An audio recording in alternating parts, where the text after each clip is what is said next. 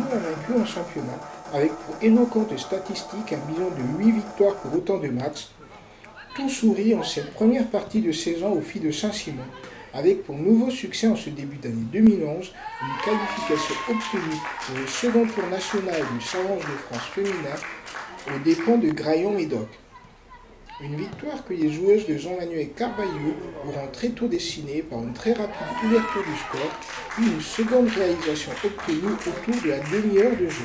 La saison vraiment a été difficile, une difficile saison en Détroit où on a alterné vraiment la difficulté d'effectif et puis difficulté de créer du jeu. Donc on a été relégué normalement en DH. Là on a eu un petit effectif qui est arrivé. On est quand même en difficulté au niveau de l'effectif, mais au niveau de la qualité, j'ai un 11 de départ de qualité. Donc, ça nous amène à être invaincus depuis le début de l'année. Non, je ne m'y attendais pas du tout, parce que l'effectif a été renouvelé à 80%. Donc c'était compliqué de prévoir qu'on allait en être là à l'heure actuelle. Mais c'est surtout, ma priorité, c'était surtout un amalgame de collectif et avoir un effectif, une cohésion d'effectifs. Voilà. Une armée de copines, comme je leur dis souvent, et pas des individualités qui ont été néfastes pour le groupe à un certain moment. Donc on a rassuré les interligues. Et puis la cerise sur le gâteau, je crois que c'est la première fois que Saint-Simon arrive en 32e de finale. Donc 5-0 score fréquent, non. Non, parce qu'on est un peu comme aujourd'hui. Hein, on alterne le bon et le moins bon, on a un constant. Ben, on marque beaucoup dans les 20 premières minutes. Et puis ensuite, dès qu'on a fait le plus difficile, on se contente de ce qu'on a créé pendant 20 minutes. Et souvent, ça nous joue les tours. Mais non, 5-0, ouais, non, c'est pas le tarif habituel. Si effectivement les Filles de Saint-Simon déverront quelque peu de pied en début de seconde période, où leurs hôtes aquitaines se créeront quelques opportunités de réduction du score, les Toulousaines enfonceront cependant le clou pour une charge finalement très lourde de 5 buts à 0.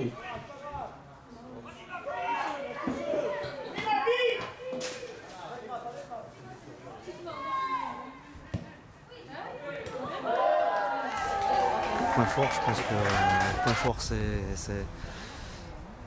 pour l'instant, c'est défensivement. Défensivement, on tient le coup. Défensivement, on tient le coup. Et puis on sait jouer vite vers l'avant. Et ça, c'est une de nos forces. On a des miss qui vont vite et qui ont une grande qualité technique. Quand on voit Marie-Pierre Fontana à la fin du match, elle est blessée, quoi. Si elle n'avait pas été blessée, c'est vrai que ça peut faire mal devant.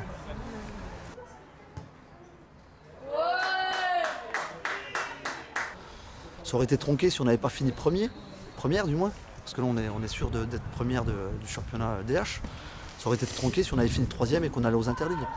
Là, du moment où Saint-Simon finit devant la première place, non, le championnat n'est pas tronqué, c'est qu'il est plus difficile pour nous. Parce que si je vois Graillon qui est au-dessus et qui survole le championnat Aquitaine, je pense que le championnat Aquitaine est peut-être moins relevé que le nôtre.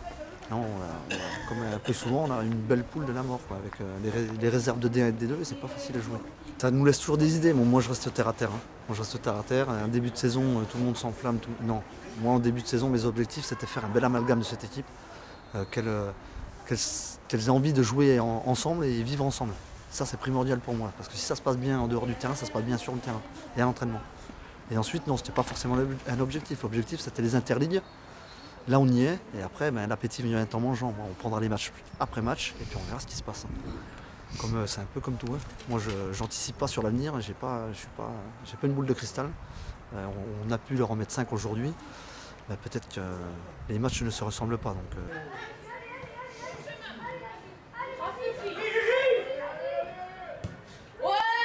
Là, on est autorisé à monter en National 2. Si on va déjà prendre nos matchs, on ne sait pas dans quelle poule on va évoluer. Donc déjà attendons de voir quelle poule on va prendre et quelles équipes on va prendre. Et ensuite on fera ce qu'il faut, on se mettra au travail pour attendre les deux, si on peut.